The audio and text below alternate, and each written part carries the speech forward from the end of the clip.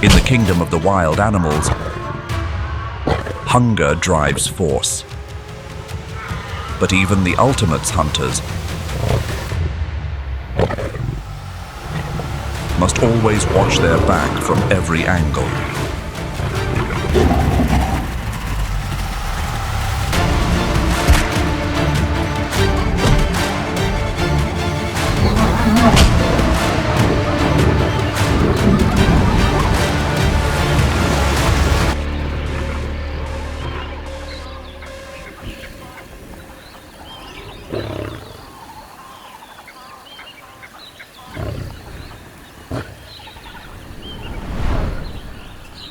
The Ruaha River has reached its bottom.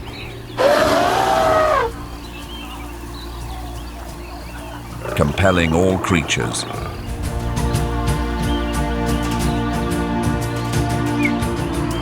From the seekers to the sought. Everyone gathers in a crowded arena.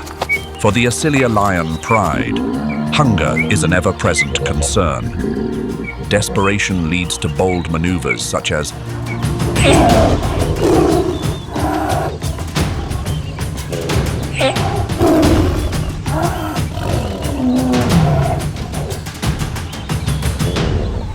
pursuing a giraffe.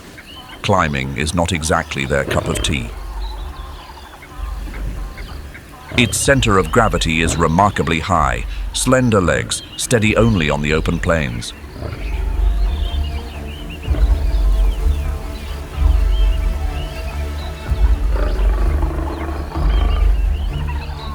Perhaps a bit more momentum would have changed things, but it does not.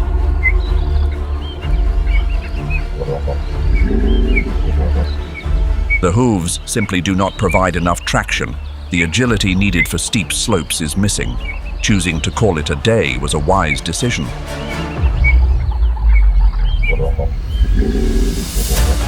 It selects the longer path.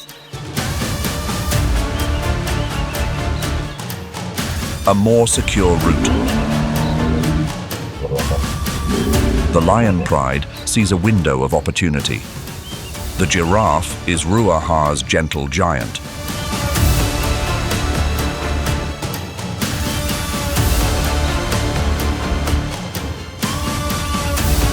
They could provide a mountain of nourishment for the Asilia, yet they stand as an unbreakable fortress. The neck is the most powerful and mobile asset a giraffe owns. In their world, necking is one of the most intense experiences they encounter.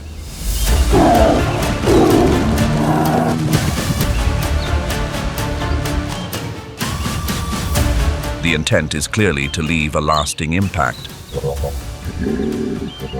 The horns on top, called ossicones, aim for the soft, sensitive underside. A struggle for survival to establish dominance and mating rights. If needed, they can also deliver a forceful kick.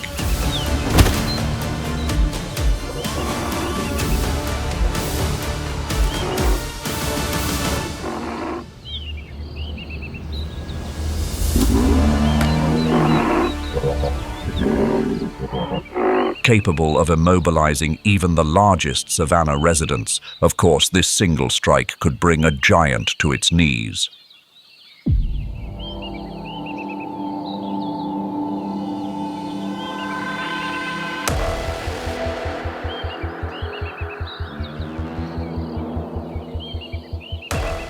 Before they can dream of that giant, the Asilia pride must face reality. The 50 degrees Celsius heat is scorching them. But no one dares to be careless. Today's meal for the pride is hanging in the balance during this ambush. But the effort has gone south. Simply because of one impatient male lion. The intensity of the dry season is fueling resistance. The zebra is a familiar subject. Could this be the lion's most formidable challenge? Leave a comment if you have another species in mind. For now, let's return to the Asilia Pride.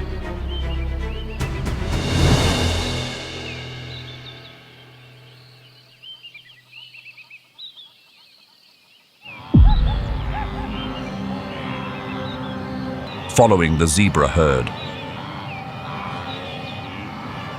Tireless warriors on a migration journey of thousands of kilometers.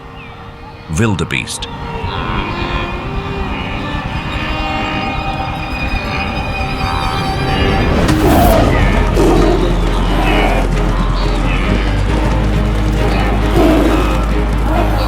But hunger and pressure from their pursuers also make this species bold.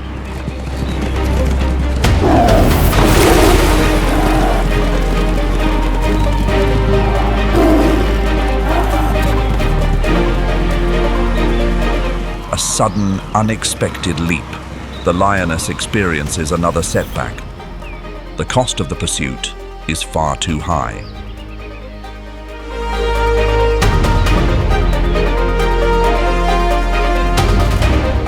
A state of shock from overheating and the buildup of lactic acid in the muscles. The heat is taking its toll on them, even without the presence of an opponent's claws. But because of this, the game of survival becomes much more intense. Wildebeest have learned that the best defense is to take the bull by the horns. Its edge. Anyone surviving on the savannah will use everything it possesses to see another day.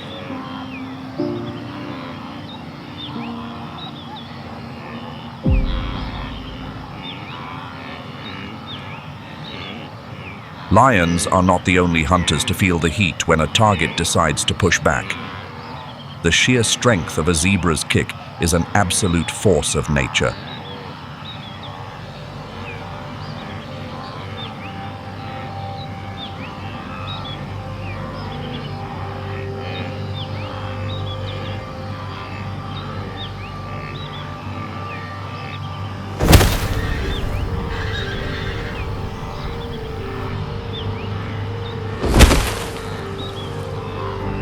It is potent enough to overwhelm a full-grown wildebeest with just one strike.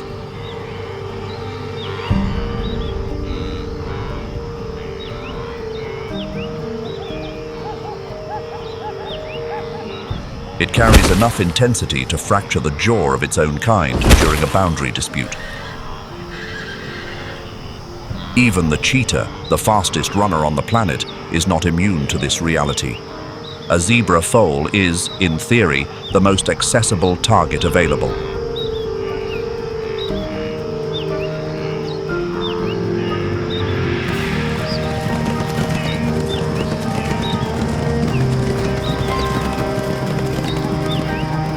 But the stallion is determined to stand his ground. He actively positions his massive frame.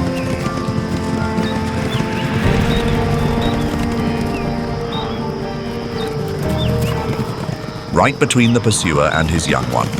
This is a defensive strategy far more sophisticated than a simple strike.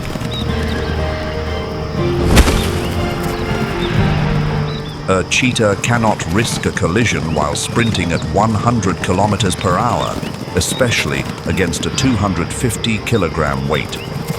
An experienced cheetah knows not to bite off more than it can chew when facing a unified family, even if a pursuit reaches a successful conclusion. It must still contend with the fierce energy of a protective mother.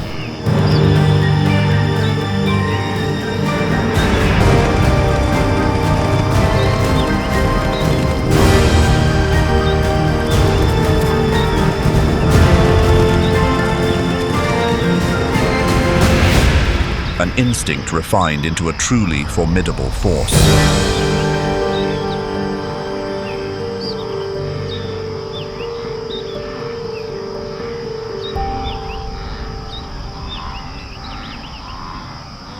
The residents of Ruaha refuse to play the role of the victim.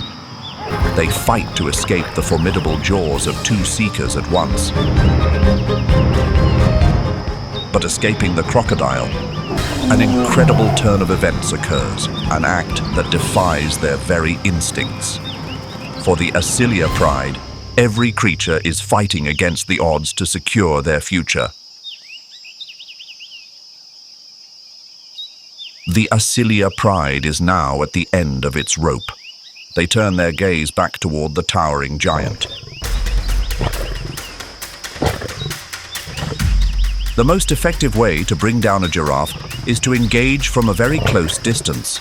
A surprise leap does not allow the towering subject any time to react. Every hiding spot must be calculated with the utmost precision. The relay race begins. Advantage of this, the giraffe turns the terrain itself into a defensive tool.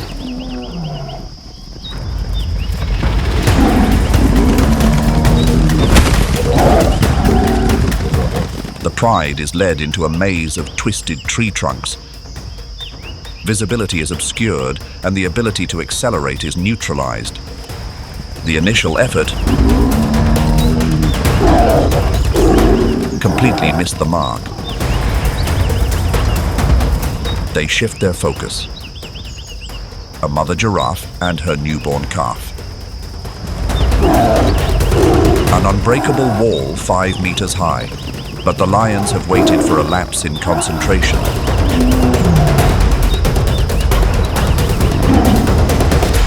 Yet the mother never leaves her little one behind.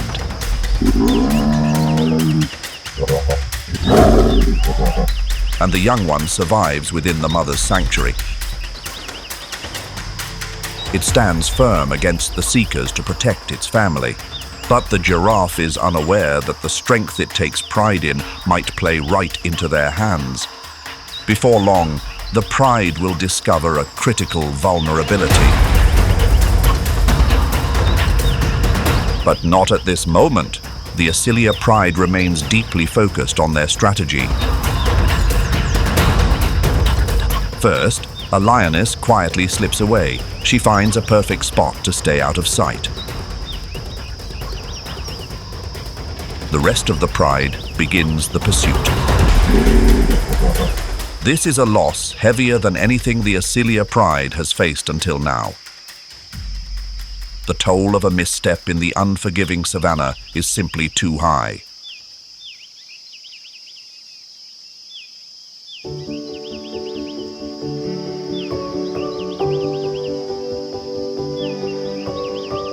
The Acilia pride has lost an irreplaceable hunter. Now, the entire family directs every bit of their anxious care toward the new generation to keep them out of harm's way. 6 weeks of being kept out of view, this young lioness has lived in absolute secrecy. The Acilia pride meticulously masks her delicate scent from other seekers. But today, alongside her siblings, she will join the crèche.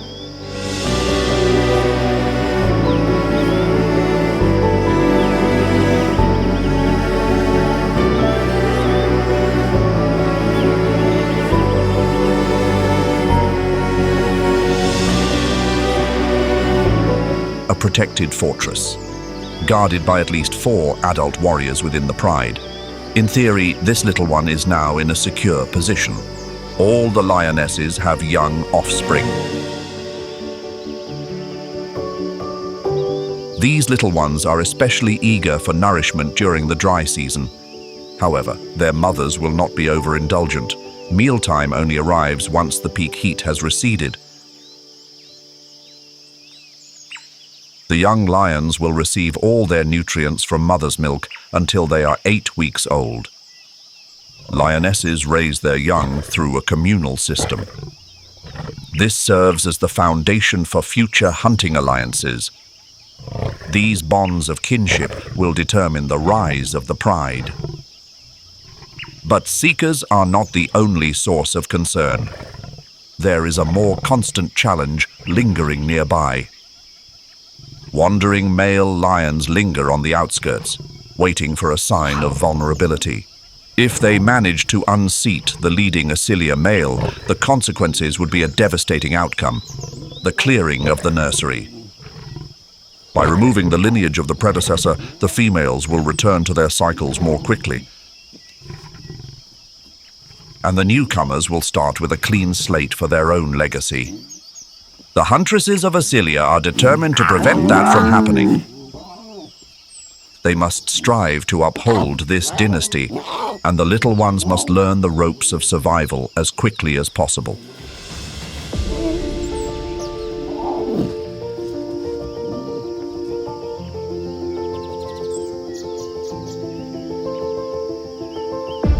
It begins with enduring the dry spell of Ruaha and securing nourishment for the pride, but these hurdles are only mounting.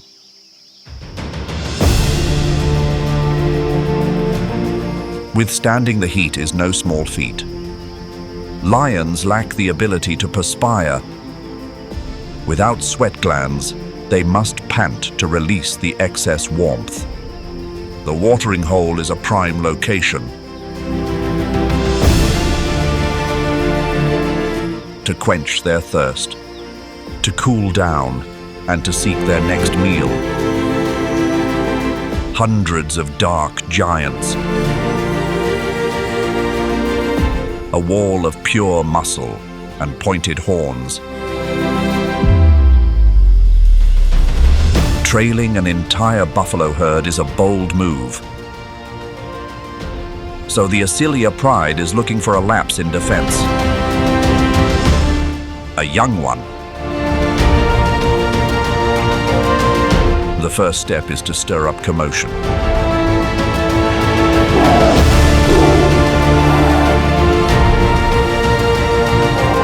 A classic strategy of isolation. The most vulnerable member has been left behind, bringing the forceful buffalo herd with her. The Asilia huntresses are mothers themselves. They understand that the maternal bond provides the greatest strength of all. Another target is chosen, a buffalo with a lingering injury. The pride will be short-handed for several weeks to come. Hardship follows one struggle after another. The Asilia pride is weary from the persistent hunger and the sun's warmth. Today, they choose to spread out, seeking smaller, solitary neighbors that offer a more secure path to a meal. The young ones can no longer wait. Strategy and experience are overshadowed by a deep hunger and soft, weary whimpers.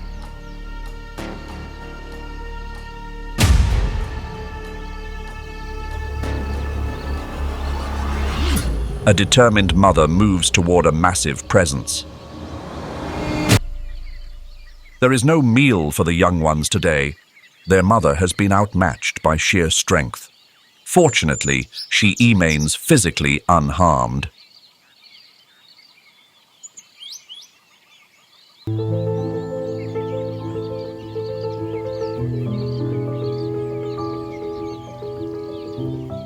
The balance of power in Ruaha is shifting significantly as an entire dynasty fades,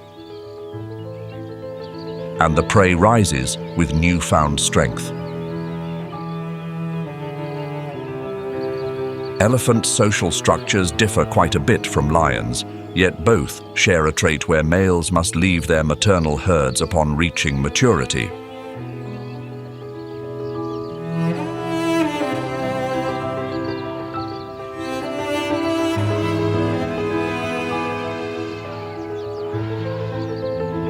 Usually, they seek out other males to form bachelor groups.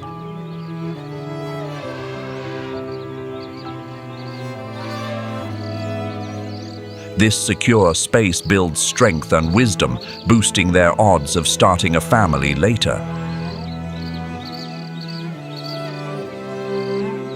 Today, this young bull stands alone.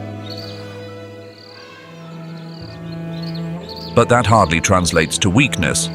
He understands his advantages perfectly. and he knows exactly how to leverage them against the savanna's most formidable hunters.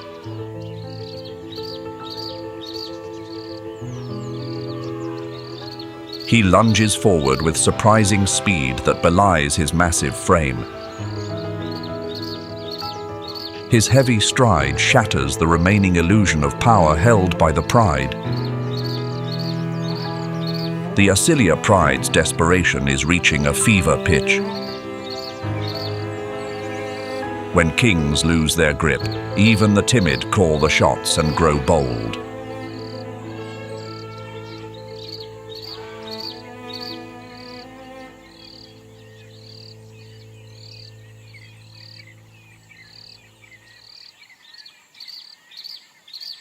Cheetahs are naturally delicate predators. Their bodies are built for speed rather than raw power.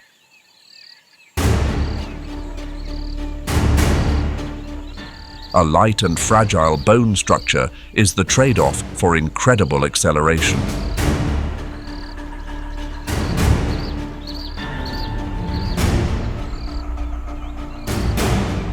This leaves them quite exposed to potential setbacks. In the natural order, warthog piglets are typically viewed as a meal. They sit near the bottom of the food chain, offering a relatively easy option for big cats.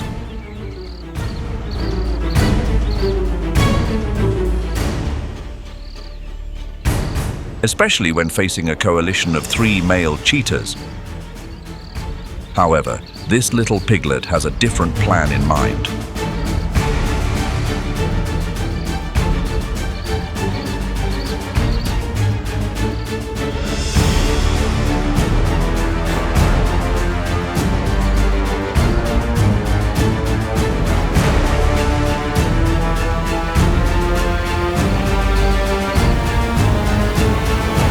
The potential challenge from its tusks is amplified by pure boldness and quickness, leaving the entire hunting group completely embarrassed by such a tiny opponent. But everything changes when the number of members in the coalition grows. A group of 5 is a statistical rarity. It completely changes the rules of the game on the savanna.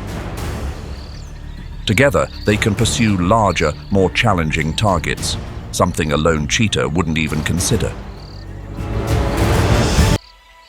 And the cost of ensuring safety is incredibly high. The jaws of the hyenas, tools built for crushing bone, have deeply damaged the muscles of her hind leg. Bacteria from the hyena's mouth are now finding their way into the open wound. An infection here is a looming final sentence. The primary hunter of the Asilia pride is now severely compromised. The entire dynasty is now in a more precarious position than ever before, and it feels like the cards are stacked against them.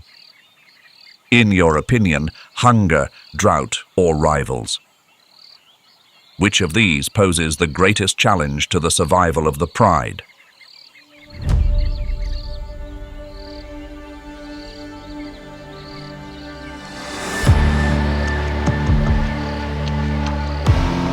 The dry season's relentless thirst fuels their desperation.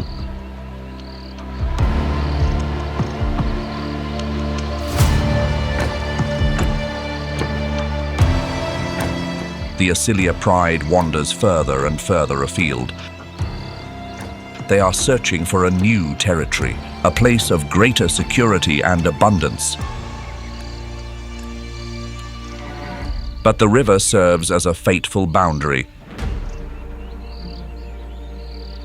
It is patrolled by an ancient ruler, perfectly equipped for this environment.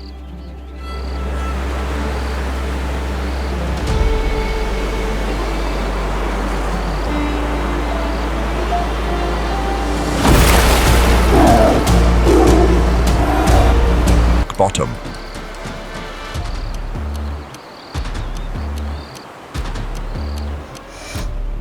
A string of unsuccessful hunts continues to mount.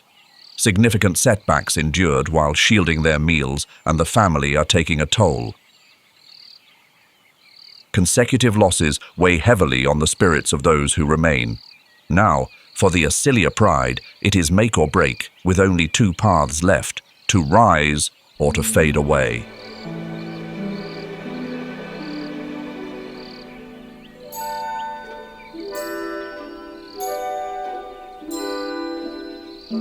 To achieve that, they need their finest hunters. These hunters must turn the very place that once posed the greatest risk, the water's edge, into a strategic asset.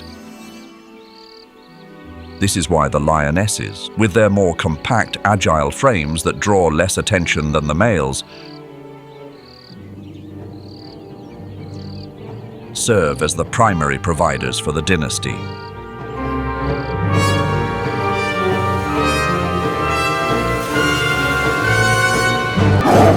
But even more than individual skill, their collective intelligence is the most powerful tool in their arsenal. It allows the Acilia pride to coordinate a large-scale operation, with the target being the large impala near the water's edge. The pride has split into two groups. One half surrounds from a distance, slowly tightening the circle. The other half, the most elite hunters, lie in wait. The shoreline was once a place of heartbreak for the pride. However, it is also where their prey is most vulnerable. The Acilia pride perfectly exploits that vulnerability. They successfully stir up a frantic scene. Yet, managing this commotion is a tall order. Still, fortune finally shines on the dynasty after so much hardship, just one small impala. But it marks the beginning of a much stronger comeback where they will finally turn the tide.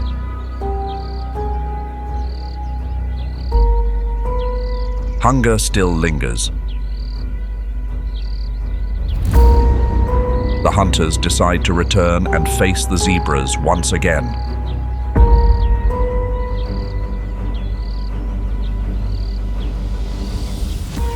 After the hardships of the past, this is the moment for the lionesses to prove their worth. They are highly focused providers. The goal is to apply pressure from multiple directions, forcing their target to tire out quickly.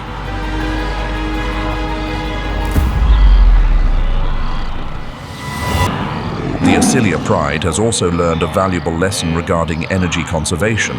They must use strategies that involve the least effort and minimal risk to play it safe, to pursue the most accessible targets. Therefore, they look for signs of illness, old age, or youth. But they must also consider environmental factors and the structure of the target's herd. They work as a single, unified unit to separate a vulnerable individual from the safety of the group.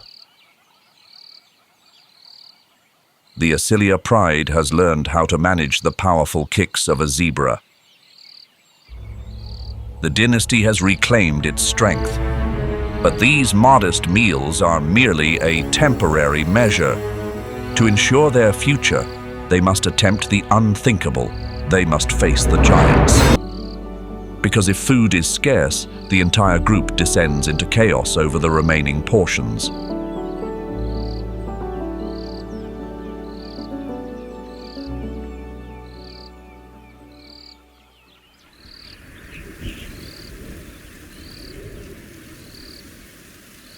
The kings of the Savanna do not rest on their laurels as they constantly look to enhance their strength.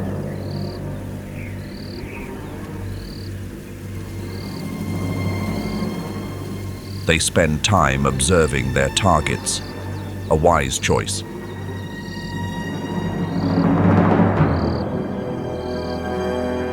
A giraffe's incredible height allows it to reach acacia leaves that no other species can touch. However, to drink water, it is forced into a position where it is on thin ice.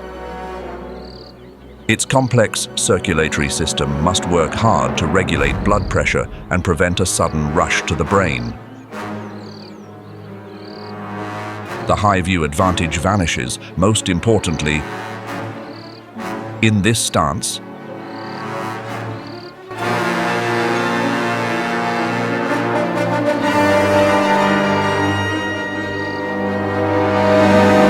It cannot easily react to another, more assertive giant, nor can it make a timely escape. 20 minutes later, the unfortunate giraffe provides an unexpected meal for the Acilia pride. But more than just a source of nutrition, the pride has identified a critical.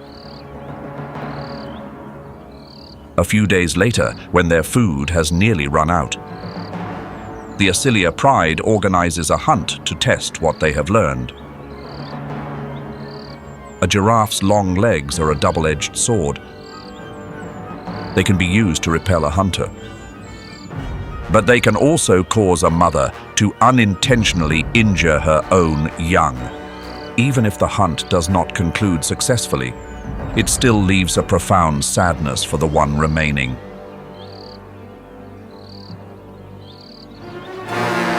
As the mother struggles in a state of distress to protect what remains of her calf, the pride exploits that vulnerability relentlessly. They force the giraffe to draw inward to protect her young in a state of alarm, while the hunters shift their focus to bring the encounter with the mother to a close. The continuation of this dynasty is built upon the loss of another. That is the demanding cycle of life in Ruaha.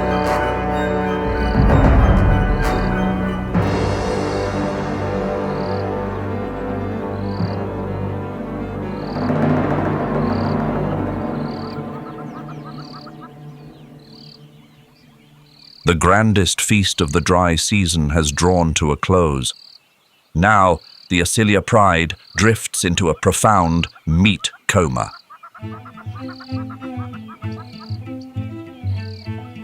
Energy from the harvest is channeled into reinforcing their connections. The females groom the physical marks of those who worked tirelessly for the group. A lion's saliva possesses gentle purifying enzymes. These assist in promoting a smoother healing process. The head-rubbing ritual triggers unique scent glands found on the face and chin. This exchange creates a collective scent that allows the group to stick together through thick and thin. The cubs are also starting to explore their own lessons in survival. They practice tracking and pouncing on their mother's tail. They engage in spirited wrestling matches with one another. These activities are essential for honing the skills they will rely on as they get the hang of their future roles. With the dynasty's physical vitality fully restored, the breeding season has arrived. The lead male begins fulfilling his duties. Following the heartbreak at the water's edge, securing the next generation is more urgent than ever. That loss has triggered a hormonal response, pushing the group to make up for lost ground. Beyond biological commands and primal instincts, the mating season introduces further friction within the pride, especially if the group includes more than one male. A heated clash could easily break out. Yet the lionesses will not allow tensions to escalate further. Any shift in the pecking order would impact the dynasty and the future of their legacy.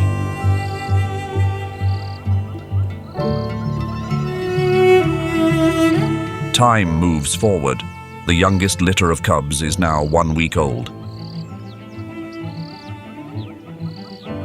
They will be ready to roam in another 3 weeks, and they must journey with their mother to their next sanctuary. Every 3 or 4 days, the mother must relocate her little ones. A lingering scent in one spot for too long is an invitation for trouble.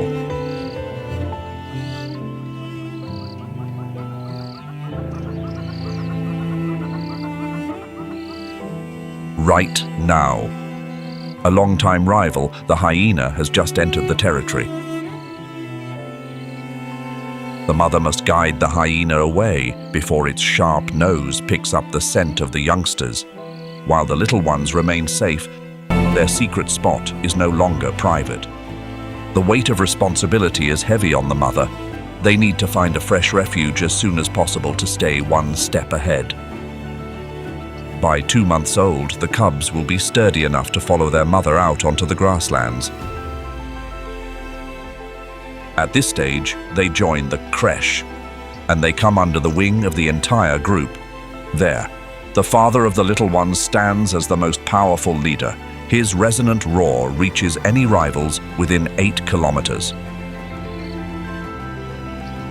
Things are finally looking up for Africa's most influential hunters.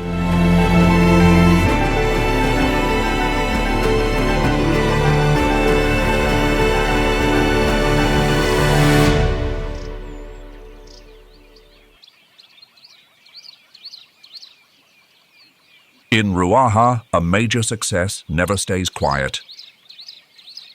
The fallen's scent calls to the living. Sundown brings out the most persistent scavengers. Acilia has risen after their recent triumphs. But can they hold their ground in this long struggle against the hyenas?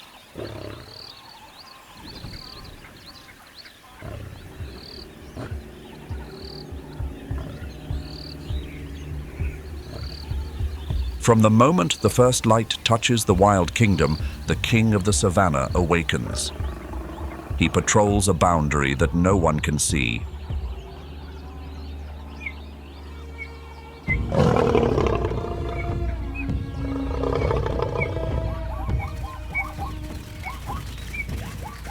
Yet every creature surviving on this land knows is real.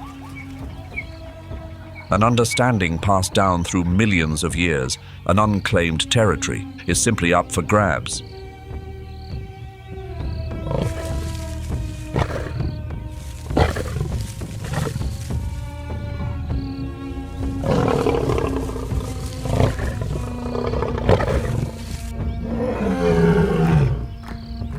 An adult male's roar is among the most powerful sounds on the African plains.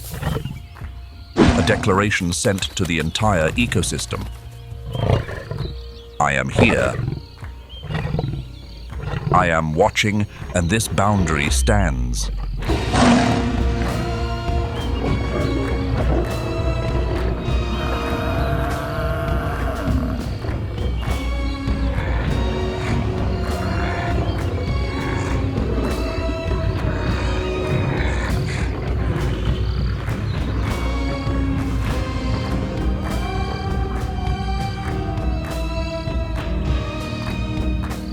How many years will the lead lion hold his pride and territory?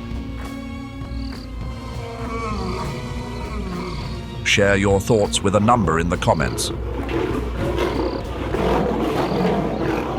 Before we reach the pride's final confrontation.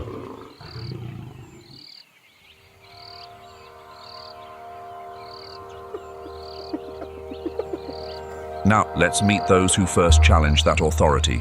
The lion's age-old rivals.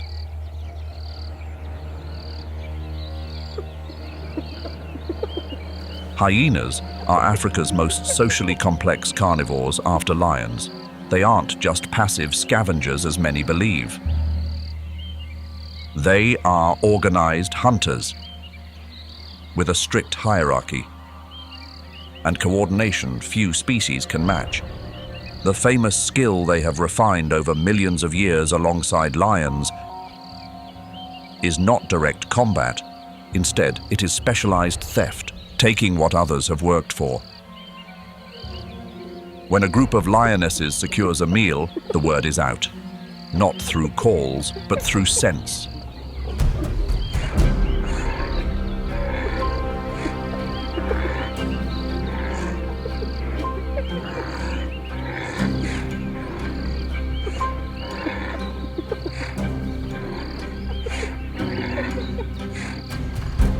by the movement of vultures in the sky and signals the ecosystem constantly interprets. And the hyena clan, well versed in reading those signs, begins to gather. Their unique vocalizations ring out, not to intimidate, but to maintain their formation, keeping steady pressure from every angle. The lionesses resist, roaring and lunging in waves, but a lioness cannot shield the meal. From the entire clan, once they have set their sights on it. Yet everything shifts when a male lion arrives. An adult male with a thick mane is a different presence altogether compared to a lioness. It is not just about size, but the message his presence carries. Hyenas understand this deeply. Through evolutionary memory written into their DNA.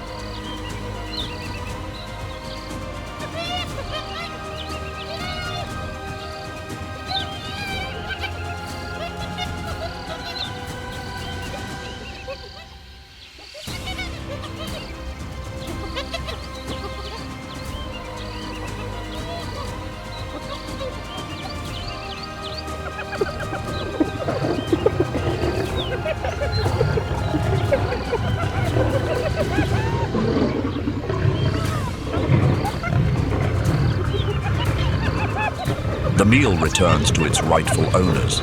The pride continues to enjoy the rewards of their hunt.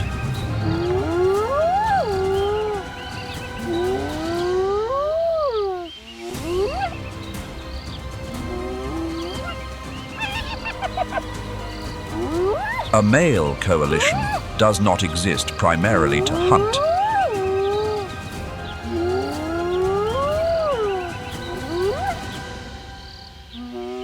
They exist to stand between the pride and whatever waits in the shadows, anything that might challenge the pride's stability.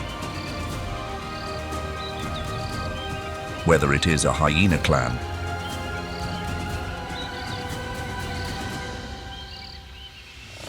or nomads from the north, challenges their pride will soon have to face in the upcoming struggles for dominance.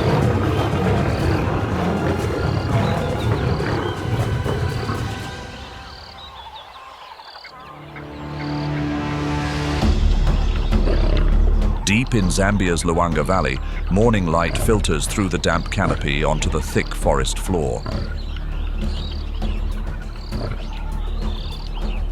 Tracks pressed into the mud signal the presence of a mature leopard. A sleek frame moves with care through the shadows. Dark rosette patterns turn the hunter into a ghost among the brush. This female is currently in the final weeks of her pregnancy. A new generation is taking shape, carrying both hope and the weight of survival.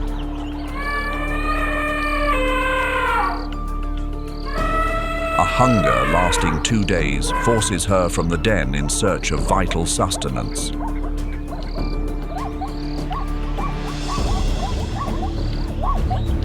At the quiet stream, her patience is rewarded with a precise strike in the blink of an eye.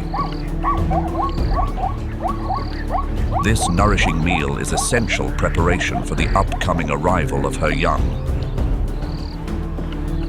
Instinct guides the hunter back to her shelter as the moment of birth nears. The cubs enter the world sightless, tiny, and wet. The mother gently cleans their soft coats, shielding them with her warmth. The space settles into a calm, rhythmic quiet. Outside, the ancient forest still hums with the sounds of life. New life blossoms from pure instinct within this secluded sanctuary. After 7 days, the little ones begin to take their first wobbly crawls. Their eyes remain closed and their steps are still unsteady. Natural curiosity drives these small movements forward.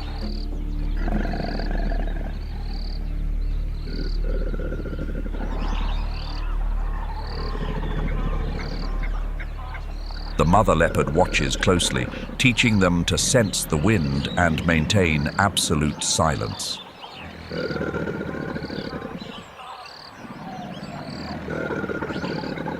Luanga leopards are known to pull targets twice their weight to the tops of tall trees.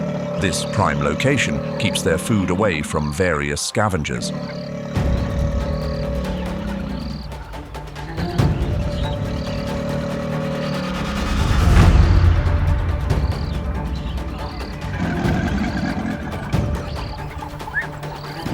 However, mastering this high-level survival skill will take time for the next generation. A challenge arises when a troop of baboons notices unusual movement near the rocks.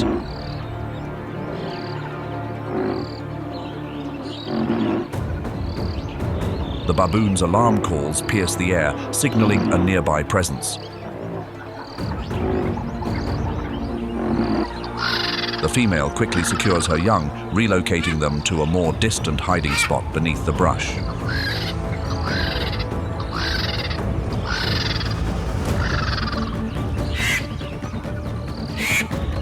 As dawn breaks over the damp leaves, the mother is exhausted, but the cubs are secure. For 3 full days after the arrival, her maternal drive keeps her at the shelter. Yet, hunger begins to outweigh her concerns and protective instincts. At daybreak, the hunter approaches a grassland about 0.8 kilometers from the den. Here, a herd of impalas grazes amidst the morning mist. Taking advantage of the wind, she moves silently on soft paths.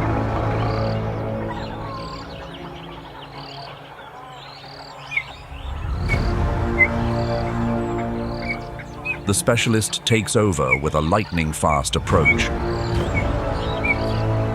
A decisive hold on the throat concludes the encounter in mere seconds.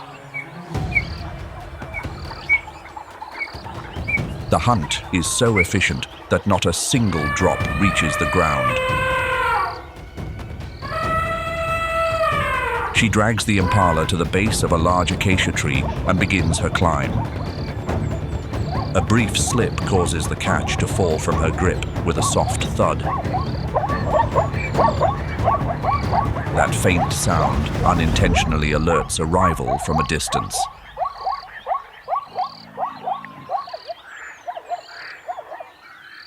A pack of African wild dogs begins searching, following the scent.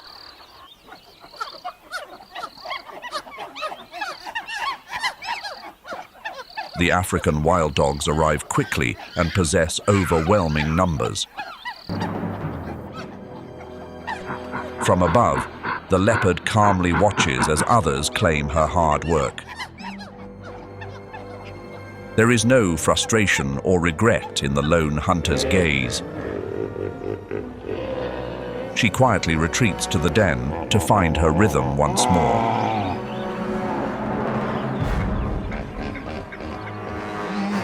Today's setback is a harsh but necessary lesson that simply comes with the territory.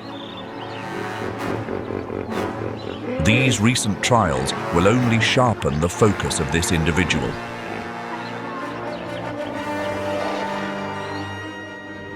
Newfound strength and resilience will prepare her for the hunts of tomorrow. But to topple a 900-kilogram monster, they require the brute strength of the males. With superior muscle mass and immense shoulder power, The male lion charges in like an anchor. He grapples onto the back or neck, utilizing his 200-kilogram weight to drag the buffalo's head to the ground, setting the stage for the killing bite to the trachea.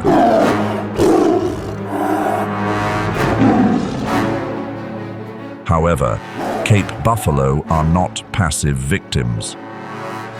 Upon detecting a threat, they do not scatter in panic, exposing their backs to the enemy. The largest, most robust bulls face outward, standing shoulder to shoulder, forming a black wall. Dozens of pairs of rock-hard boss horns are lowered, creating a forest of razor-sharp spikes. Any lion foolish enough to charge this barricade faces the risk of having its internal organs impaled. If the herd rallies in time, the lion's hunt is terminated instantly. Faced with the overwhelming force of this collective fury, even the king of the Savanna is forced to flee or scramble up a tree to preserve his life. In this war, he who possesses allies secures the victory. The lion and the buffalo, who is truly the more fearsome force on the Savanna? Leave your comment below. But even if the lions claim victory, they cannot yet enjoy their meal in peace. For the spotted hyena is always lurking, waiting to steal the kill. Though they are among Africa's most successful hunters, they never pass up a ready-made feast.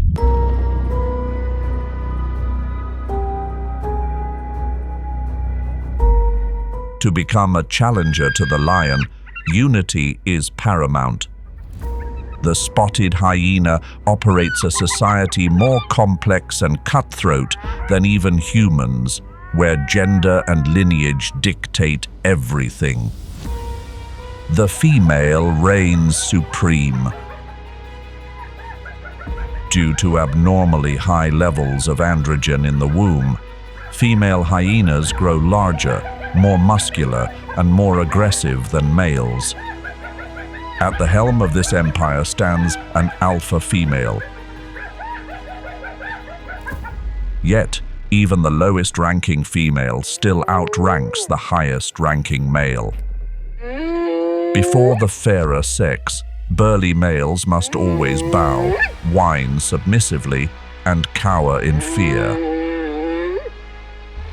Lion society values strength. Hyena society values pedigree. Status here is inherited, not earned. The queen's offspring, even a newly weaned cub, automatically ranks above dozens of veteran members. Conversely, the life of a male hyena is a prolonged tragedy. Upon reaching maturity, usually at 2 to 3 years old, they are exiled from the clan to prevent inbreeding. They are forced to seek out new clans and start over from the bottom. They become punching bags for the clan's aggression. They eat only the last scraps of bone. They must grovel for the chance to mate. And the only way to ascend the ranks is to wait for the older males to die. A hyena clan can number up to 100 members, but they operate on a fission-fusion mechanism. Daily, they splinter into small patrolling groups. But for territorial wars or large hunts, they whoop to rally into a unified legion. When facing their arch-nemesis, the lion, hyenas employ mobbing tactics. This is a gamble of trust. When a hyena dashes in to bite the lion's tail, it places its life in the hands of its comrades. It trusts that the pack will cackle and harass, preventing the lion from turning to deliver a killing blow. A solitary hyena is a dead hyena, but a united hyena gang is a formidable force capable of toppling the king. If the lion is king by virtue of strength, then the African wild dog is king by virtue of heart. Do not let their mottled appearance, resembling an oil painting, deceive you. This is the most efficient predator on the dark continent. Their hunting success rate soars to 80%, leaving the lion's modest 30% far behind.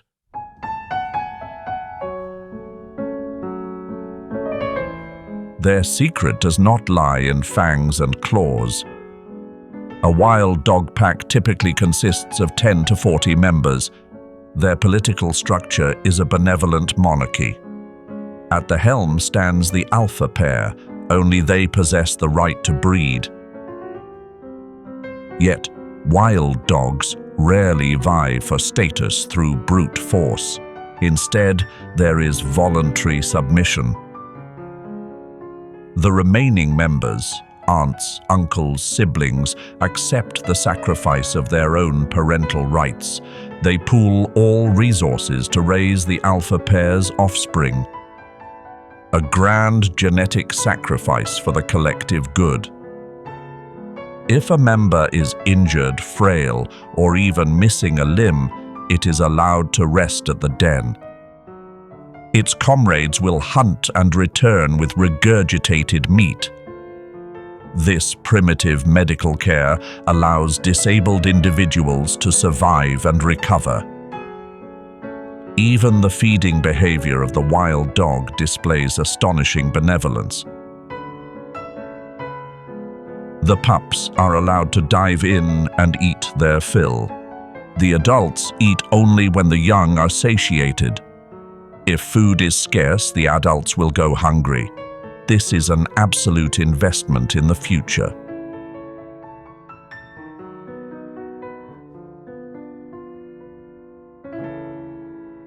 Yet, on the Savanna, not every warrior chooses unity as a means of survival. They forsake the protection of the pack to choose the path of the solitary assassin, a life of freedom, but the price to pay is steep. No allies to share the risk, no backup when disaster strikes. Here, a twisted limb, an infected wound, or a single failed hunt equates to a death sentence. The brutal pressure of survival compels them to evolve into machines of absolute perfection, faster, more agile, and masters of stealth. The leopard is the embodiment of that absolute silence. Each individual is a monarch within an exclusive realm. A male's territory is a vast empire, spanning anywhere from 10 to 100 square kilometers. It overlaps the ranges of 3 to 4 females, yet strictly bars entry to any other male. Trespassing borders is synonymous with a fight to the death. To avoid direct encounters and unnecessary injury, they utilize an offline communication system. They claw markings into tree trunks and spray urine laced with the distinct scent of their interdigital glands onto bushes. But most terrifying is their sound in the night, the sound of sawing wood. A rough, rhythmic rasp like a saw cutting into the darkness, serving as a warning to lurking rivals. Solitude is the price paid for the leopard's ambush hunting style. A gang is noisy and pungent. A phantom is invisible. This allows them to approach prey to within lethal range, less than 5 meters. Solitude allows them to blend into every dappled shadow, but it also strips them of the right to make mistakes. If a lion misses, a teammate can cut off the escape. If a leopard misses, it goes hungry. Worse still, if injured by prey, no one will bring food back to it. It will starve to death. This very pressure evolved the behavior of hoisting prey. Leopards possess extraordinary muscle power. They can use their jaws to haul an antelope twice their body weight straight up a vertical tree. This is how they secure their meal from a pack of aggressive hyenas or lions. The sole exception to the rule of solitude is the mating season. When hormones call, the pair will seek each other out. But it is a brief, 3-day affair. And the moment the biological mission is complete, the coldness returns. The male returns to his territory without sentiment, leaving the female to shoulder the burden of motherhood. The only social bond in a leopard's life is the maternal bond. Leopard mothers are magnificent single parents for 18 to 24 months. But eventually, when the cub is grown, she will drive it away. Young males are forced to embark on a deadly nomadic journey to find a promised land of their own. If the leopard is the assassin of the night, then the cheetah is the phantom of the sunlight. They are the fastest land animal on the planet. A biological machine optimized for speeds of 112 kilometers per hour. But behind those blistering sprints lies a social structure rife with gender paradoxes.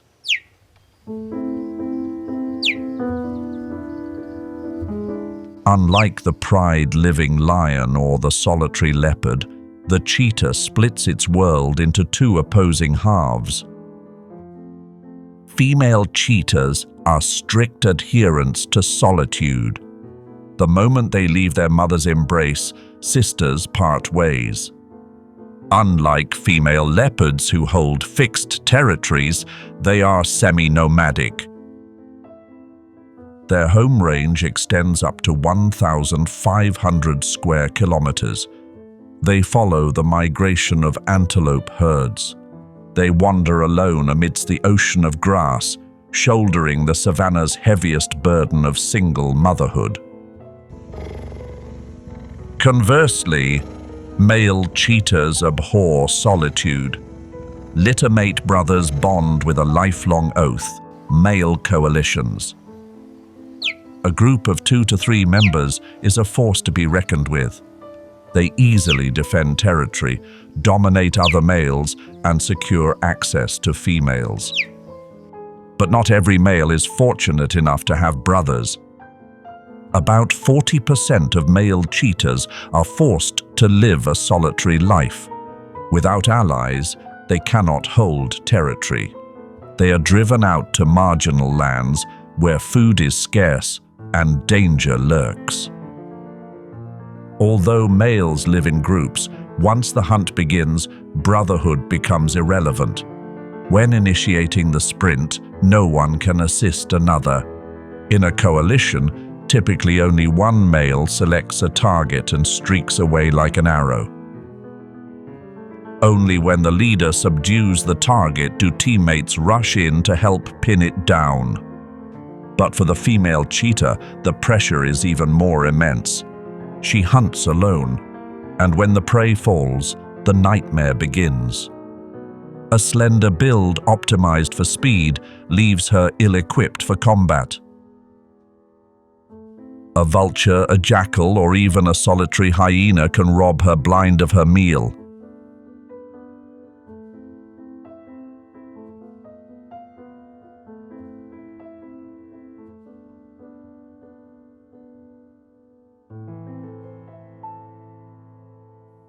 The leopard is also a threat the cheetah must be wary of.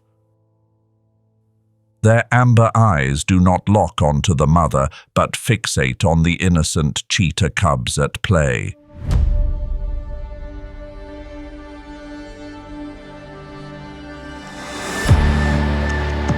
This is the behavior of competitor killing. It is how they eliminate future speed rivals. But the cheetah mother does not easily yield to the predator. She chooses a fight to the death, ready to charge head-on at the enemy. Her speed throws the opponent into panic.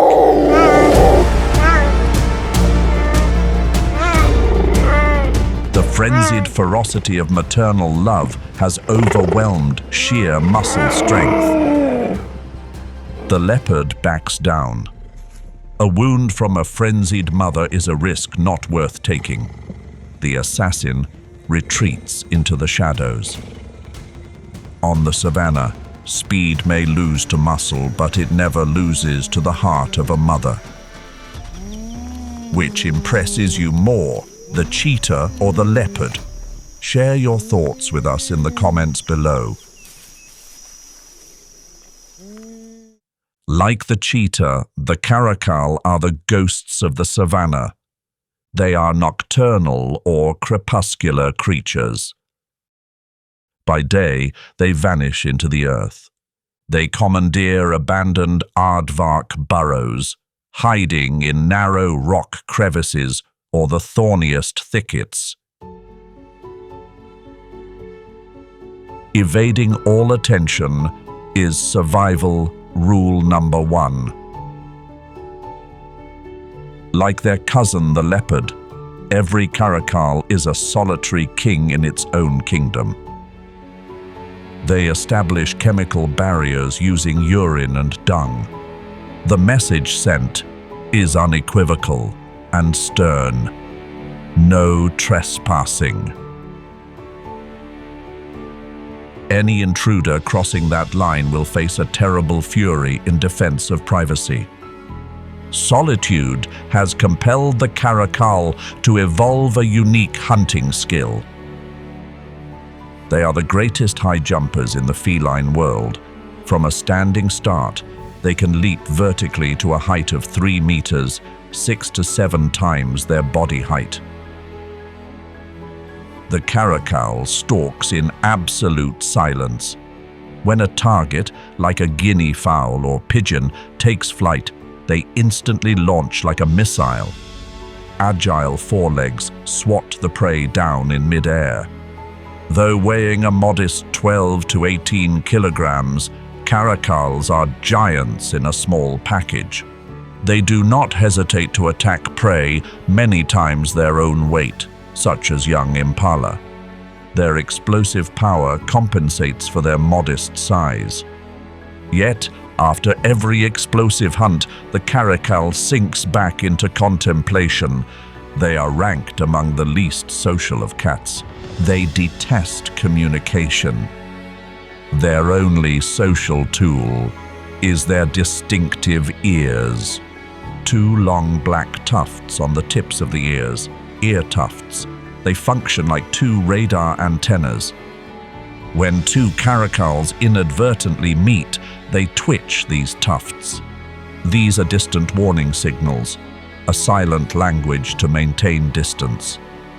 The caracal is the perfect solitary warrior of the savanna. They survive through agility and extraordinary aerial combat skills, and most importantly, the ability to become invisible amidst the vast ocean of grass.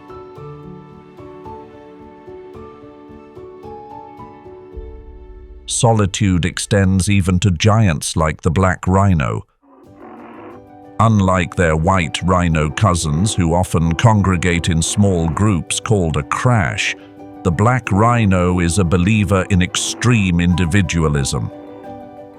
They live in absolute solitude.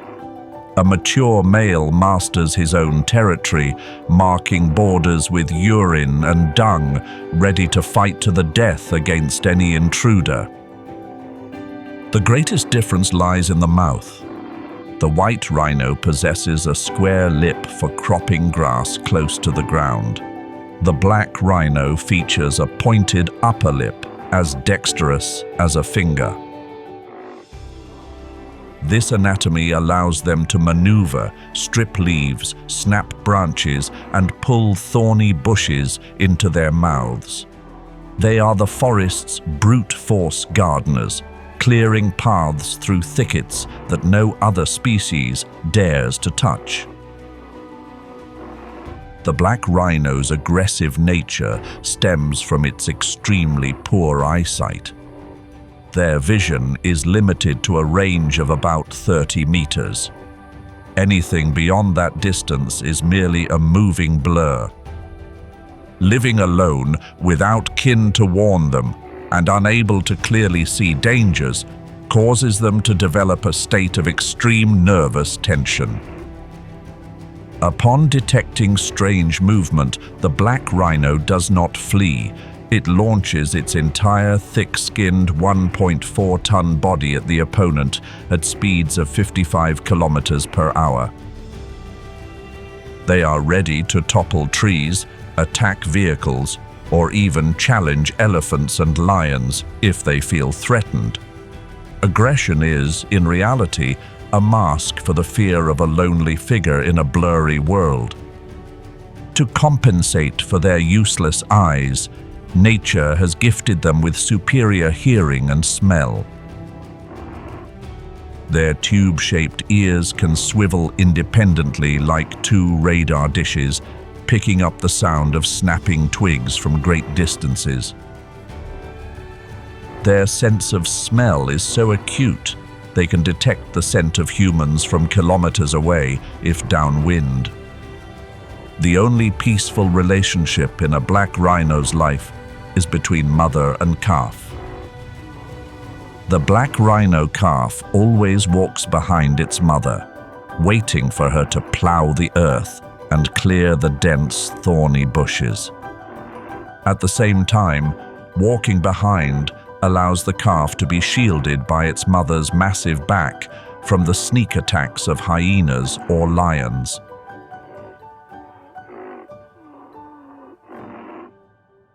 Amidst the land of giants and speed predators, a small creature dares to walk brazenly through the eye of the storm.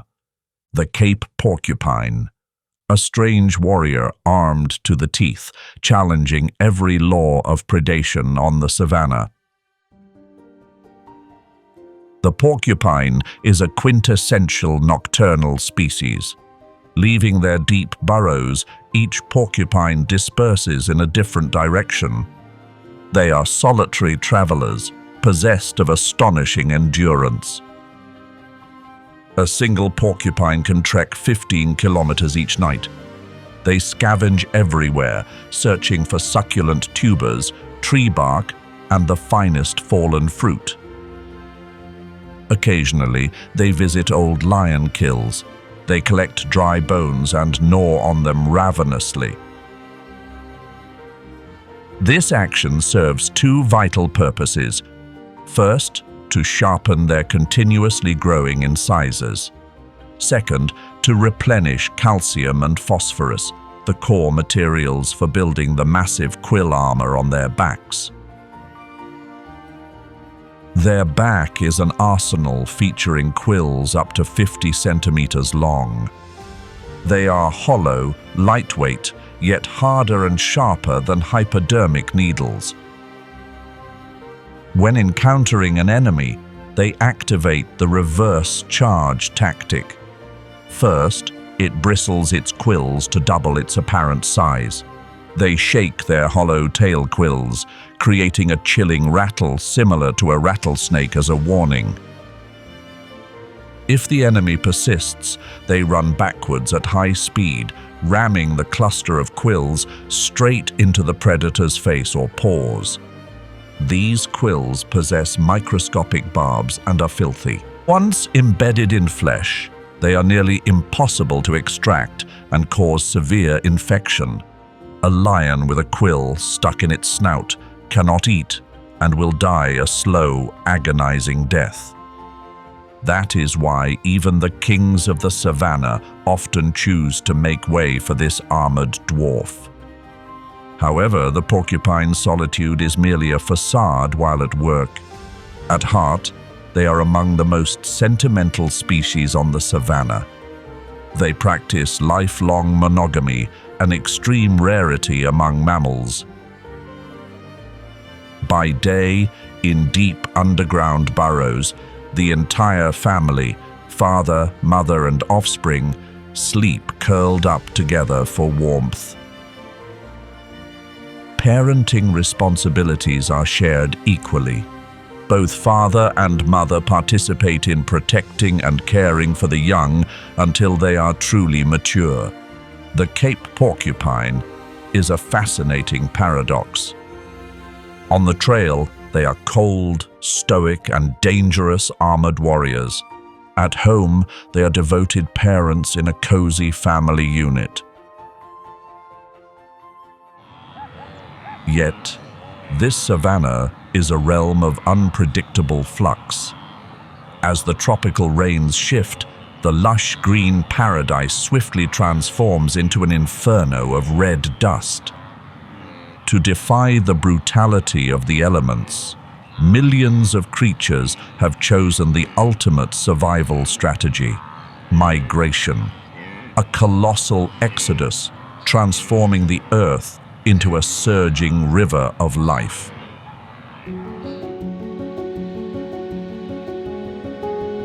Spearheading this biological deluge are the great wanderers, the blue wildebeest. Each year, they traverse 3,000 kilometers to chase the rains and seek out greener pastures. Wildebeest are selective feeders. They require nutrient-rich short grass, particularly high in phosphorus, to sustain their heavy skeletal frames and produce milk for their young. They can scent the moisture of a rainstorm from 50 kilometers away. Where there is rain, grass grows. Where grass grows, 1.5 million wildebeest will converge. In the world of the wildebeest, safety lies in numbers. The mating season, the rut, is a carnival of madness. Under the full moon of May, males run in circles, bellowing and clashing continuously to defend their tiny territories. This raucous chaos ensures that all females are impregnated within a brief window. The result is the phenomenon of synchronized birthing. At the onset of the rainy season, about 80% of the calves are born within just 2 to 3 weeks. The predator swamping tactic leaves lions and hyenas glutted. They may kill 100 or 1,000, but they cannot kill all 400,000 calves born simultaneously. The survival rate of the next generation skyrockets as a result. But most impressive is the speed of maturation. Wildebeest calves are the fastest mammals on Earth to stand. Just 3 to 7 minutes after birth, they are steady on their feet. After 15 minutes, they must be able to run with the herd. If they delay by a single second, they will be left behind, with virtually zero chance of survival on a savanna teeming with predators. The blue wildebeest are the model citizens of the savanna. Their flesh sustains the predators. Their dung fertilizes the soil. Their hooves till the earth, helping the grass regenerate. If the wildebeest ceased to move, the heartbeat of the entire savanna would stop. The wildebeest does not march alone. Accompanying them is the Burchell's zebra. They are always the vanguard, facing the tallest, densest, and most dangerous grass mats. The secret of this pioneer lies in the stomach. The wildebeest is a ruminant. They eat slowly, digesting thoroughly to extract nutrients. The zebra is different. They possess a single-chambered stomach and rely on hindgut fermentation. This mechanism is less efficient at absorption, but boasts an extremely rapid processing speed. This transforms zebras into heavy-duty lawn mowers. They voraciously consume the old, tough, fibrous grass tops that other species disdain. This action triggers the ecological principle of grazing succession. Zebras clear the rough upper layer, exposing the softer stems and tender leaves underneath for the wildebeest. And finally, the short grass hugging the ground is left for the gazelles. The zebra is the key that unlocks the banquet for the entire ecosystem. Amidst the chaos of millions of hooves, zebras maintain order with steel discipline. They live in small family fortresses called harems, consisting of a stallion, several mares, and their foals. Even when merging into the migratory flood, members of a harem never lose sight of one another. Zebras bring an innate mental map and an excellent ability to locate water. Wildebeest bring overwhelming numbers. This combination allows both species to optimize survival chances on their long treks.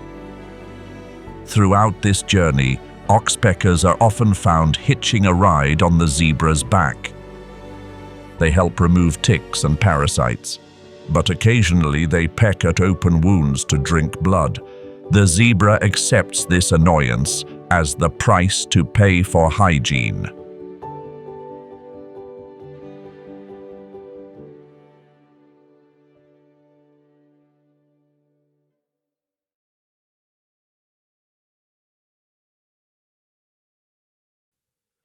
Leaving the turbulent rivers of the Savanna, we enter a world of scorching sand and gravel, where life seems like an impossibility.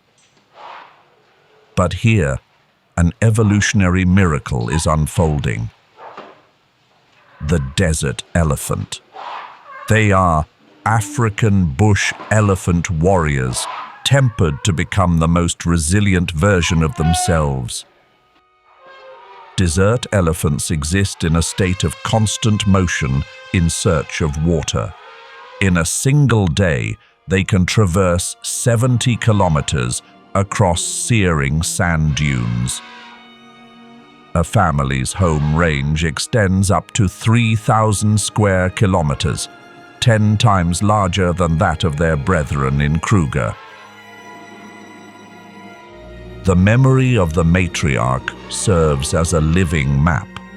She must recall the exact location of every tiny waterhole, every dry riverbed visited perhaps 20 years ago. In the desert, a wrong turn means perishing from thirst for the entire clan. The desert elephant's physiology has also been reprogrammed. Instead of consuming 200 liters of water daily, they have adapted to drink only once every 3 or 4 days. The legs of the desert elephant are longer, keeping the body further from the scorching sand to dissipate heat more effectively.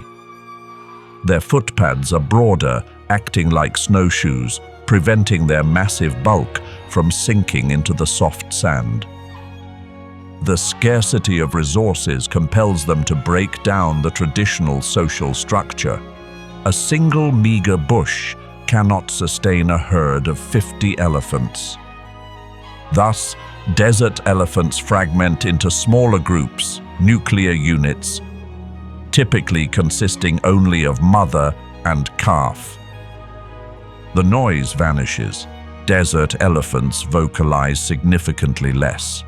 They travel in absolute silence to conserve energy and vital fluids. Savanna elephants are notorious for their destructive nature, toppling trees to reach the topmost leaves. But desert elephants are gentle gardeners. They understand that vegetation here is more precious than gold. They never topple trees and rarely strip bark or uproot them. They gingerly pluck only leaves and small twigs, ensuring the tree continues to survive. In dry riverbeds, they use trunks and feet to excavate deep holes known as goras. They sift through the sand to access the cool subterranean water beneath. When the elephants finish, these wells become a lifeline for oryx, ostriches, and even nomadic people. Without the elephant, the desert ecosystem would perish from thirst. Also, within the scorching deserts and on the arid plains, the springbok quietly exists. It is no coincidence that they became the national animal of South Africa, the symbol emblazoned on the chests of rugby world champions. They are the embodiment of speed, resilience, and a dance that defies every law of gravity. The name springbok in Afrikaans translates to jump buck, and their signature behavior is pronking. When excited or facing an enemy, they explode to heights of 2 to 3 meters like tightly coiled springs suddenly released. They can execute 5 to 6 such leaps in succession without needing a running start. The springbok's dance is an honest signal sent to cheetahs or lions. It says, in effect, "I am a fit and energetic prey. Do not chase me, for it is a waste of effort." And reality proves, predators often become discouraged and give up when they see a prey animal pronking with such vigor. Today we see springbok herds wandering nomadically, but in the past they created seismic events. Trekbokken. In the 19th century, explorers documented great migrations numbering in the millions. They moved like a deluge, stretching from horizon to horizon. It took 3 days and nights for a Trekbokken herd to pass a single village. They swept away everything, drinking rivers dry and consuming all grass, leaving the earth barren as if scoured by a plague of locusts. Though farm fences have halted these grand migrations, the instinct to chase the rain still flows in their blood. Springbok are mixed feeders. They both graze on grass and browse on shrubs, roots, and succulent tubers. Springbok can live their entire lives without drinking a single drop of water, provided their food supplies at least 10% moisture. Their kidneys are superfilters. They can drink brackish or saline water, toxic to most other mammals, and filter out the salt to retain fresh water. In the wasteland, the ability to endure thirst is a superpower. In the deadlands, springbok often befriend the massive oryx and the ostrich. But most interesting is their relationship with ground squirrels. Amidst the scorching midday sun, these squirrels scamper after the antelope herd. They utilize the meager shade beneath the springbok's belly to escape the sun, a tiny but heartwarming symbiosis in the furnace of the desert.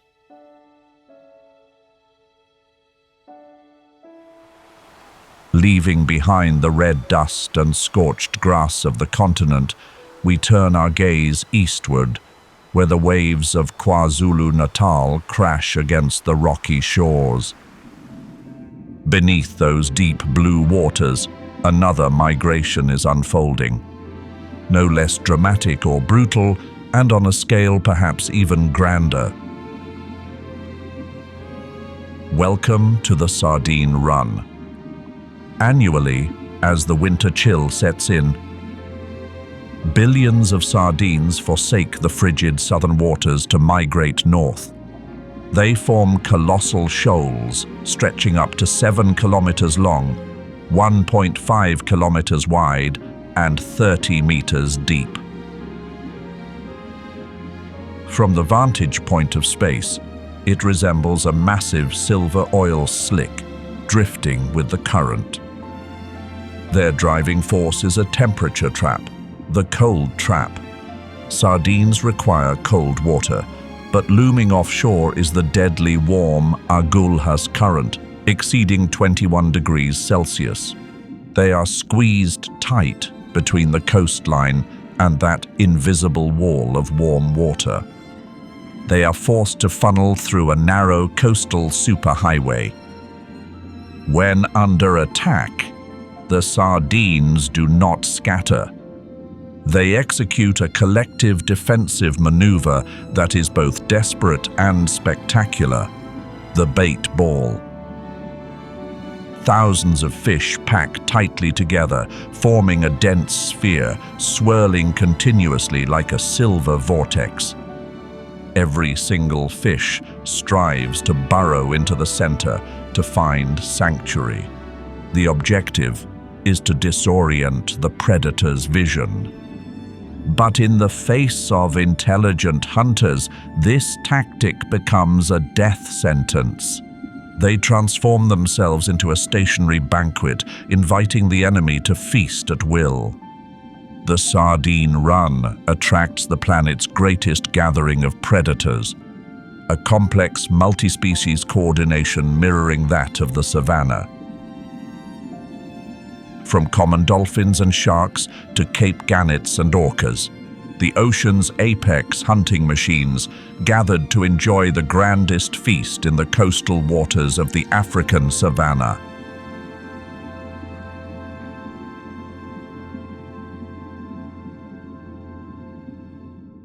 On the savanna, survival is meaningless without a legacy. But nurturing a fragile life amidst a land of ruthless predators is a task bordering on the impossible. It demands more than just instinct. It calls for absolute sacrifice from the noblest of mothers.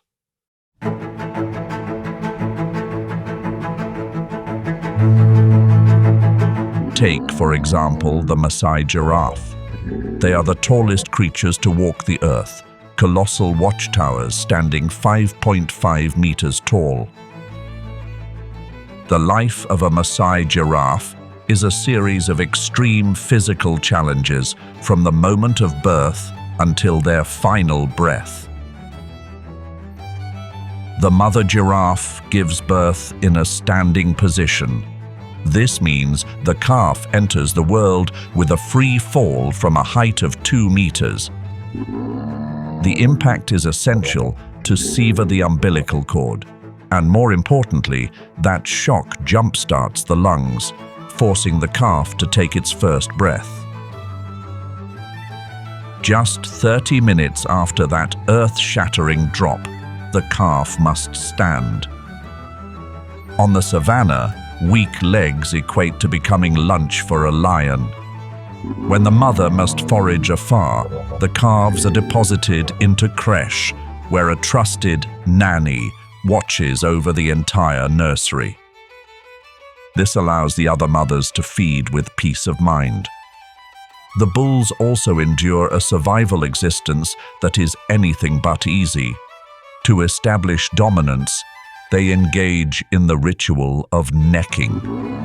The weapon is the head, armed with a pair of rock-hard, skin-covered ossicones.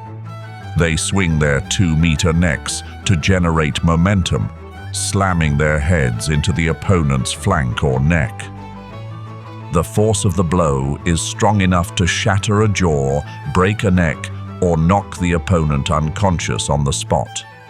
In this world, The long neck serves as both a ladder for foraging and a spiked battle mace. The giraffe's body is a collection of extraordinary engineering solutions to defy gravity and the environment. Their 50-centimeter tongue is as flexible and dexterous as a finger. It is purplish-black or deep blue in color. This is biological sunscreen. Because they browse for up to 18 hours under the harsh equatorial sun, the dense melanin prevents the tongue from getting sunburned. Thick, viscous saliva allows them to ravenously chew on thorn-laden acacia branches without lacerating their mouths.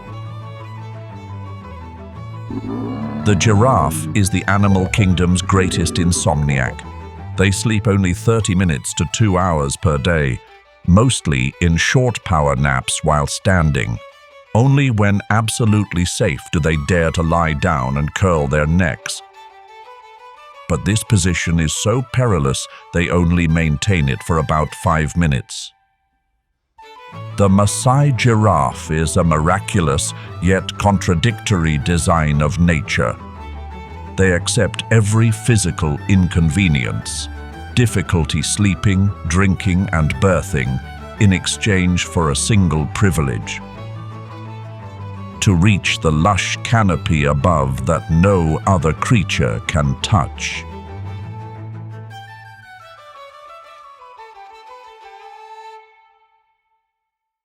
If spotted hyenas are the brutal queens of the savanna, then brown hyenas are the quiet eccentrics. The society of the brown hyena is incredibly peaceful. There are no massacres among siblings, no vicious bullying. They still have an alpha female at the helm holding primary breeding rights. But if a subordinate female happens to conceive, she allows that offspring to live. A tolerance rarely seen in the hyena world. To avoid the tragedy of inbreeding, clan females seek out nomadic males, wandering drifters belonging to no clan. After a brief encounter, the father departs. This creates an interesting paradox. The males toiling daily to feed the cubs in the den are in fact not the biological fathers of the young. They are devoted uncles. Spotted hyenas typically raise only their own, but brown hyenas join forces to raise the young. Upon returning from foraging, all members, male or female, bring food back to the den. This collective effort boosts the cub survival rate in this harsh environment to record levels. Brown hyenas are typically solitary foragers. Their menu consists of scraps, small carrion, beetles, and wild fruit. A single lizard cannot be shared among 5 mouths. Going alone is the most efficient economic calculation. But when the sun rises, they return to the den to sleep together. Bonds are reinforced through the ritual of neck biting. 2 stand parallel, biting gently into the thick skin of the opponent's nape and shaking their heads. Whoever whines and lowers their body first is the loser. It is non-violent. Brown hyenas are nature's endearing eccentrics. No noise, no brutality. They live the solitary lives of diligent scavengers, yet possess a warm heart and absolute responsibility toward the future generation. On the savanna, strength is not measured solely by muscle mass, but sometimes by ingenuity. The weaver bird is one such creature. They are master engineers with iridescent golden plumage, facing the most brutal mate selection pressure in the animal kingdom. Here, the dating rule is simple and ruthless. no house, no wife. During the breeding season, males don a brilliant yellow tuxedo paired with a mysterious black mask. They commence building nests from fresh green grass, soft, tough, and pliable. As it dries, it hardens like steel, transforming the nest into an impregnable fortress. The female acts as the judge, scoring the nest.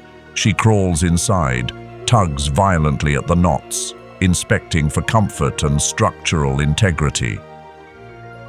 If satisfied, she moves in, granting a fairy tale ending. Conversely, if unimpressed, she departs without a single word of explanation. The rejected male does not renovate. In a fit of frustration, he personally tears down his labor of love, discards it all, and flies off to gather grass to rebuild from scratch. Some unlucky romantics must build and rebuild up to 20 nests just to secure a single bride. But once successful, the male's true colors are revealed. He pursues a lifestyle of polygamy. As soon as the first wife is settled in to incubate eggs, he immediately moves to the adjacent branch, constructing a second, then a third nest to woo other ladies. A successful male is a tycoon owning an entire apartment complex with 4 to 5 wives simultaneously. The nest also serves as the sole shield protecting the chicks from the Grim Reaper. The entrance is not located at the top, but is a narrow tube pointing downward. Tree snakes like the boomslang find this design a nightmare. To gain entry, the snake must slither down a thin, dangling thread, then rear its head upwards against gravity to enter the tube. A physical challenge that forces most predators to admit defeat. The weaver bird is also a master of the tactic, borrowing the tiger's might. They often hang nests on branches overhanging the water, where crocodiles wait for anyone to fall. Or even more audaciously, they build right next to wasp nests. The birds do not fear the wasps, but the egg thieves are terrified of them.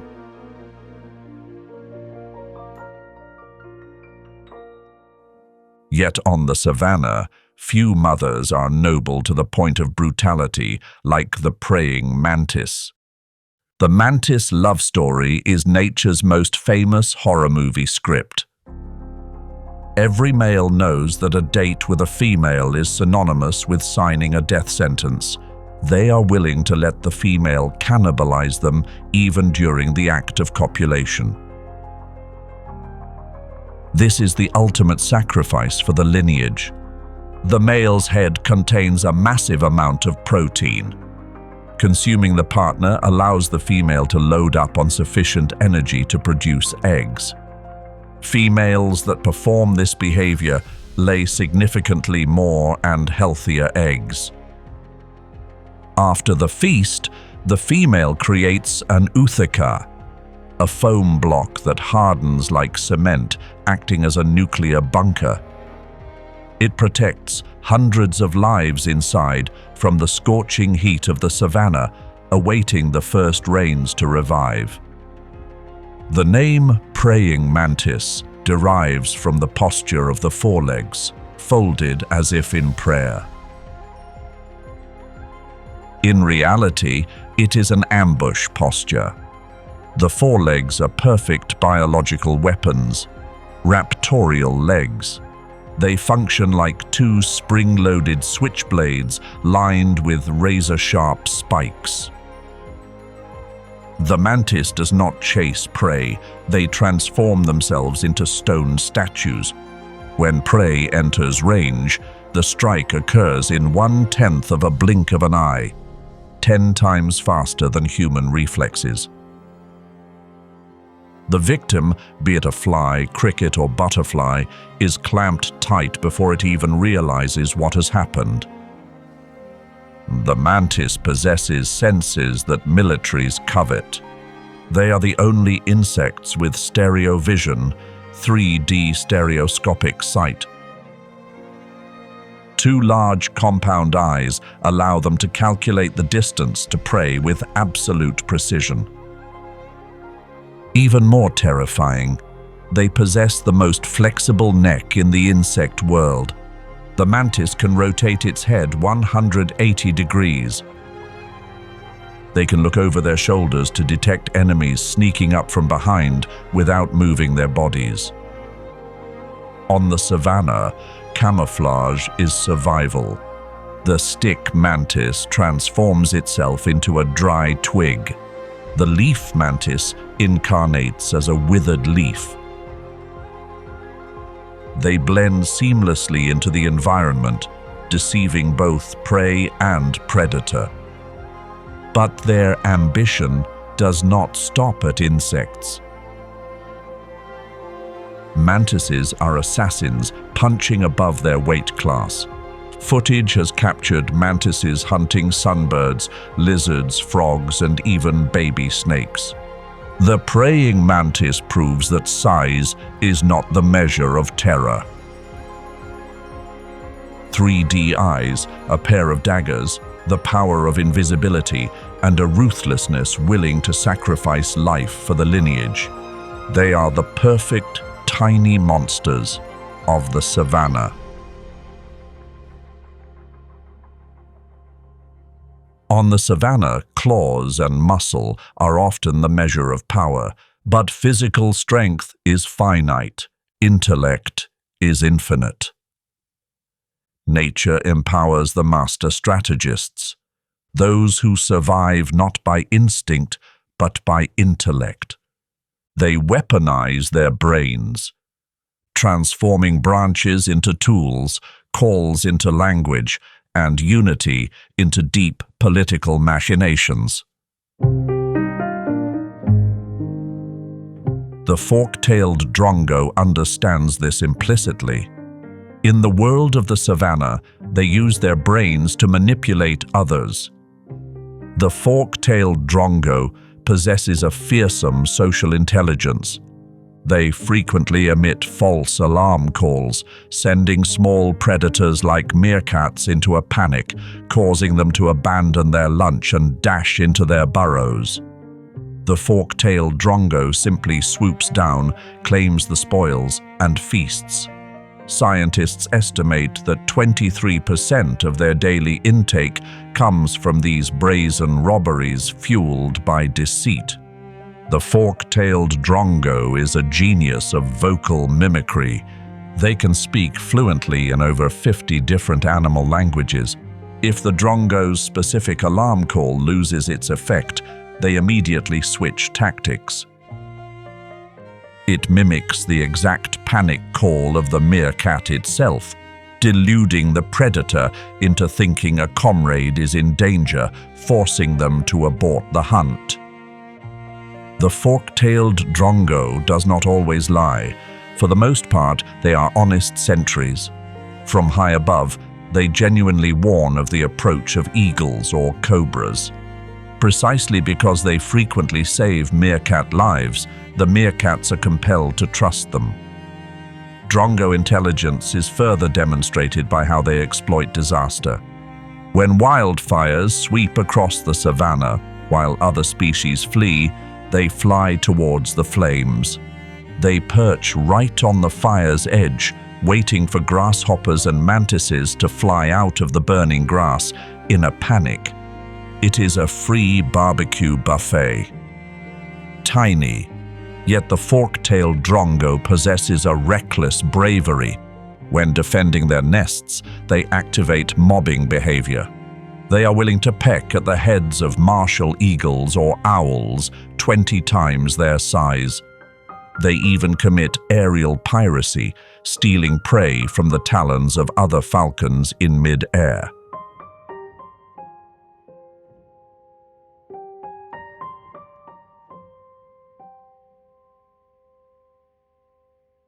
Intellect also aids scavengers weighing a mere 2 kilograms, like the Egyptian vulture, in surviving the harsh savanna.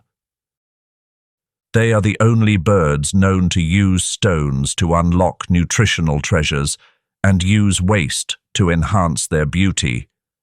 Their target, massive ostrich eggs. The ostrich egg is a nutritional fortress. Equivalent to 24 chicken eggs, its thick, porcelain-hard shell leaves most predators helpless. The Egyptian vulture's beak is too weak to peck it open. Their bodies are too small to carry the egg aloft and drop it. Instead, they seek out a rounded pebble weighing between 50 and 500 grams. Clamping the stone firmly in their beak, they execute a powerful downward neck swing, hurling the stone directly at the eggshell. If the egg does not break, they patiently pick it up and throw it again, dozens of times with patience until the shell cracks, revealing the rich yolk inside. This is the culture of the Egyptian vulture. Chicks must observe their parents or peers to learn this technique. They must learn to select a stone that fits their beak, yet is heavy enough to cause damage. They are true physics engineers. But genius often comes with eccentricity. The Egyptian vulture has a dietary preference that makes many shudder: feces.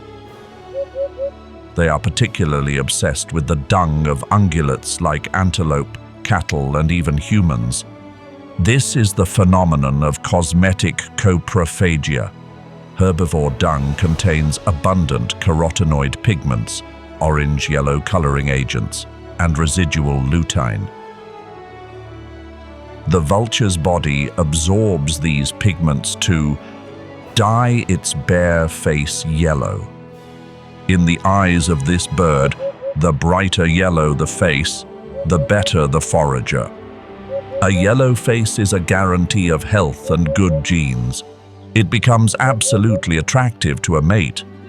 A bizarre yet biologically effective beauty strategy.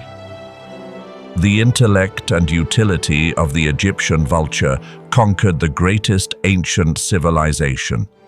The Egyptians worshipped them as the embodiment of the goddess Nekhbet, protector of the pharaohs. Their image is the letter A in hieroglyphics. Known as Pharaoh's chicken, they were strictly protected in royal tombs. Killing a vulture back then was a capital crime. But today, that guardian deity stands on the brink of extinction. Their digestive system is a chemical reactor with powerful stomach acid capable of destroying even anthrax or botulinum bacteria. Yet they are helpless against modern chemicals. The veterinary drug diclofenac used for livestock or poison baits used by farmers to kill predators are killing vultures en masse. The creature that can consume deadly bacteria succumbs to a simple painkiller. The vervet monkey is also an indispensable piece in the savanna's mosaic of intelligence. Their intelligence is vividly demonstrated through semantic alarm calls. They possess a distinct vocabulary, specific calls to warn of the presence of particular predators. But intelligence always walks hand in hand with cunning. Vervets know how to use tactical deception. During territorial disputes, when one side is losing ground, a crafty monkey will sometimes scream an alarm warning of a cheetah's arrival. Both sides, in fear, scramble up trees to hide. The battle ceases. The losing side escapes disaster thanks to a divine lie. Vervet society is obsessed with infants. The moment a baby is born, the phenomenon of alloparenting is activated. Females in the troop, especially spinster aunts, will clamor to hold, groom, and cuddle the baby. But this is also a marketplace of power. If the mother is high-ranking, aunts wishing to hold the baby must come to curry favor and groom the mother first. The infant becomes a ticket to cement diplomatic relations. At campsites in Kruger, vervets are urban bandits. They understand human technology even better than chimpanzees. They know the rustle of a plastic bag means food. They know how to open tent zippers, lift trash can lids, and unscrew water bottle caps. They organize planned heists like a Hollywood movie. Group 1 jumps around noisily in the front to create a diversion. Group 2 quietly infiltrates from the rear to steal bread. And they have a very party animal palate. Due to a habit of eating fermented fruit, vervets have a fondness for alcohol. It is not rare to see these monkeys sneaking into bars, stealing sips of tourist cocktails, and getting drunk right on the banquet table. The vervet monkey is proof that size isn't everything. They survive amidst lions and leopards not through strength.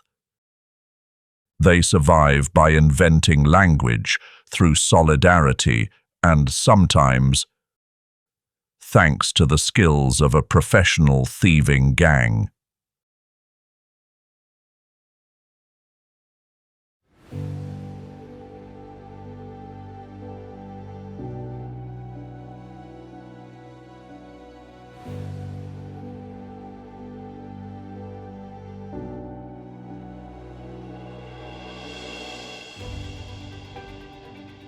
We have just explored the rawest glimpses of the resilient spirit and the enduring cycle of life within these wild landscapes. Which creature in today's journey caused you to see the natural world in a brand new light?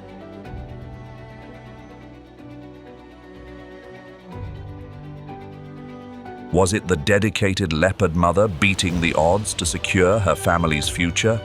Or the powerful lion pride reclaiming their status?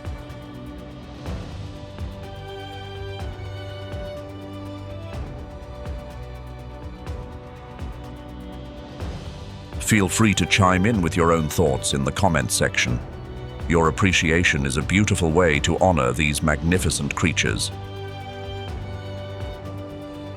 Be sure to like and subscribe to stay in the loop for our next expeditions as we uncover more mysteries of the wild. If you are eager to learn more, feel free to check out Win or Die, full episode. Deadliest Battles for Survival or Lion Attack, the Mapago Battle for Survival.